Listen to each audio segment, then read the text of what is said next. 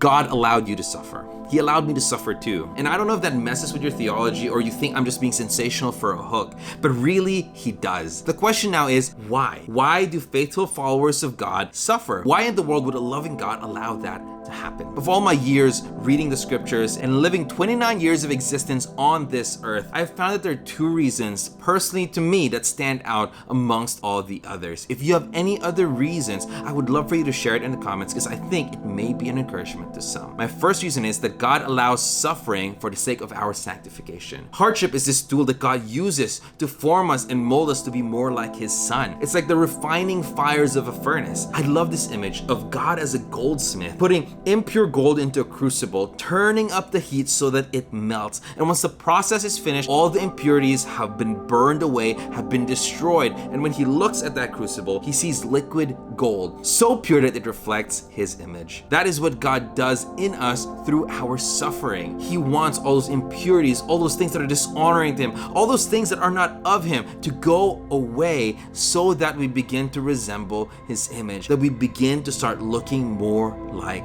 Christ. Second, God allows suffering so that we may be dependent on Him. God knows that our greatest need is to be with Him, but He also knows that crises bring us to the point of desperation, of craving His presence. In our abundance, in our comfort, we quickly forget that God is the source of all things good. Suffering realigns us back to a right perspective of who God is and who we are. And ultimately, it pushes us to reliance, which leads to intimacy. In essence, what I'm trying to say is that God makes room for Himself through our suffering. He creates space so that He can do sanctifying work in our lives and afford us the opportunity to rely on Him, which ultimately leads into what we truly need, being with